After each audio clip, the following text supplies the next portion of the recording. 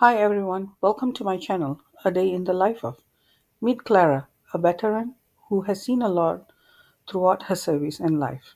She reflects on the historic moment of having the first woman as vice president, noting that it represents progress and a breaking of barriers. Clara feels a deep sense of pride, recognizing how far women have come in leadership roles, especially in a country that has often marginalized their voices. Regarding the protests that erupted after George Floyd's death, Clara expresses a mix of anger and frustration. She understands the pain and outrage that people feel, as it was culmination of years of systematic injustice and inequality. The protests were a cry for change, a demand for recognition of humanity in every individual, and a call to address the deep-rooted issues in society.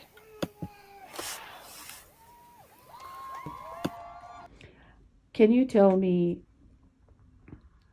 how do you identify yourself with what happened yesterday with the first female vice president sworn in the United States?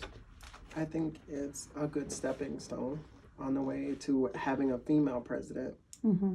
Um, I think it's a great thing. And it finally shows that even though we've been enduring a lot of hardships over the past 4 to 8 years, we are still seeing progress in our political arenas. So I think that's a really good thing. What is it? What does it make you feel as a female? How did you react? I feel proud. I feel like not only is it a big step for a woman to be getting that high up in office, but it's also a big step for a woman of color Mm-hmm. to be getting that high up in office. How do you think? Now you told us you have children. Mm-hmm.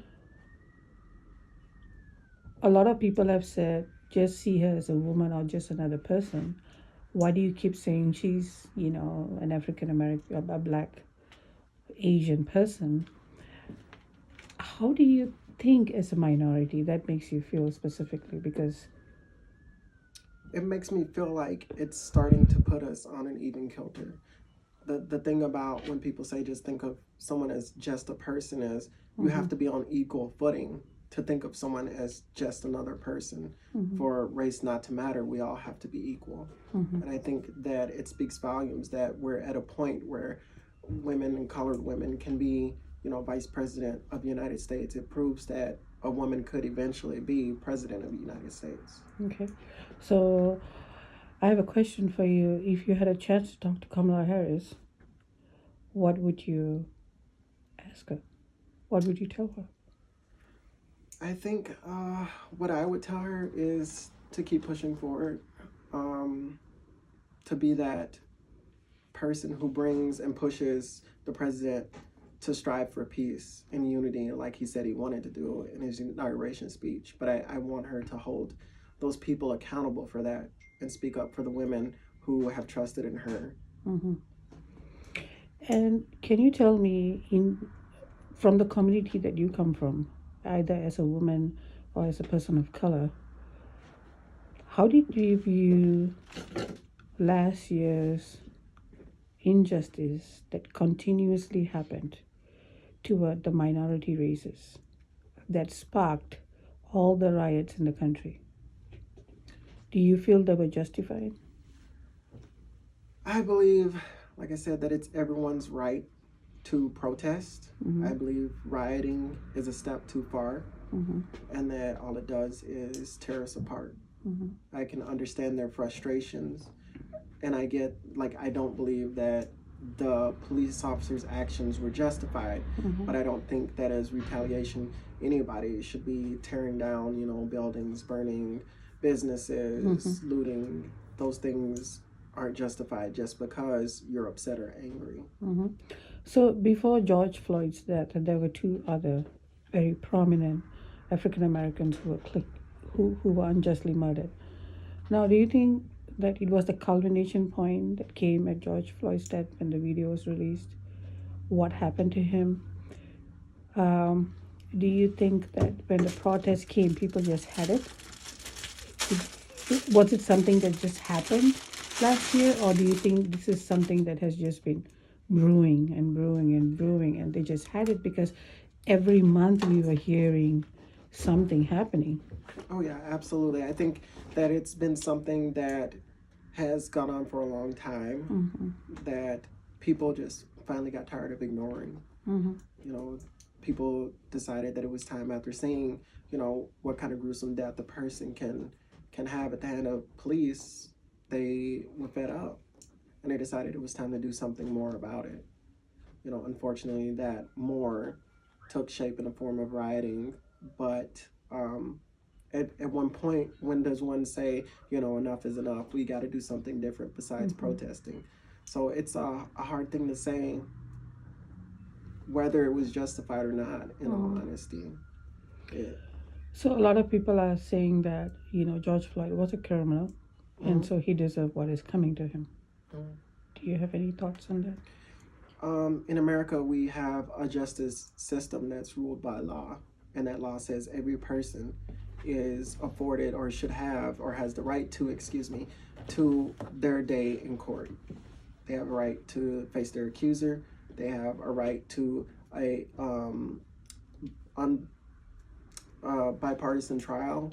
So if you can say just because somebody's or a criminal that they deserve to die, that doesn't sound like justice, and that doesn't sound like the rule of law. What he did before in the past doesn't matter when he's being arrested and he gets murdered. Okay. So what about what happened in Kenosha? I know that he had a lot of outstanding warrants on him, and at the same time, he was not shot one time or two times, he was shot 7 times. Right. And they were all in the back. So, what are your thoughts about that? I think the truth is that the people who make the rules have failed the police. I think they're not well trained for the things they have to deal with. I don't think they have proper resources for the things they have to deal with. And that it's up to the government to do better.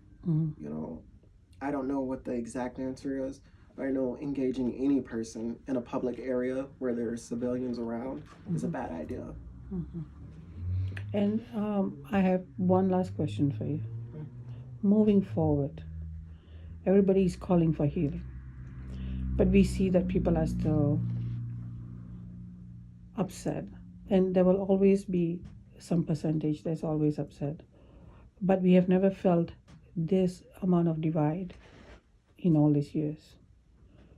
What do you have to say to your own community and to every minority, whether they are Black, Hispanic, Asian? What will you give the same message to them as you give to the majority who classify themselves as whites, or do you have a different message? Because if a person comes as a minority, they will always feel targeted.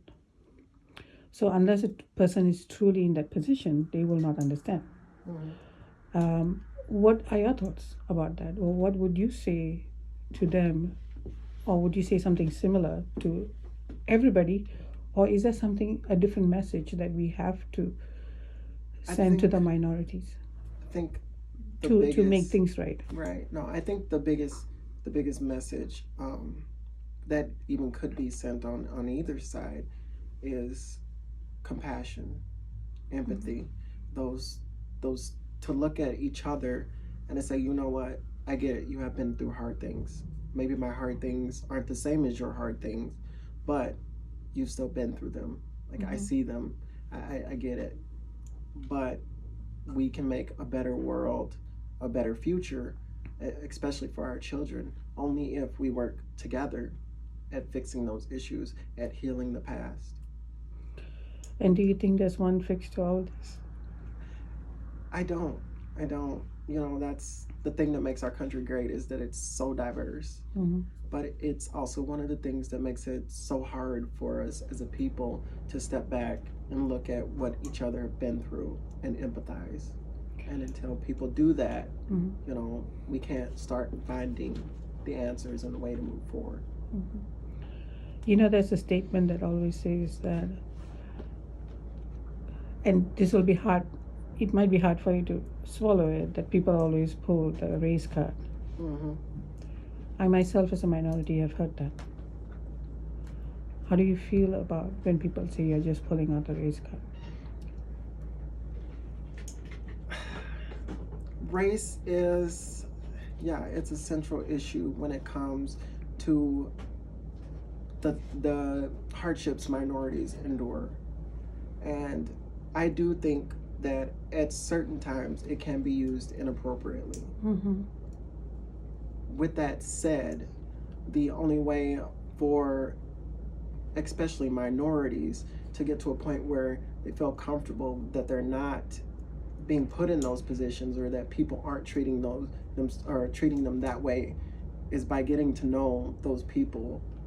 I mean, you'll never be able to empathize, and you'll always feel like an outsider if you never try to cross the line. Thank you so much, and I want to thank you as a former veteran for keeping us safe. And do you have any last words? No, I don't think so. Thank you.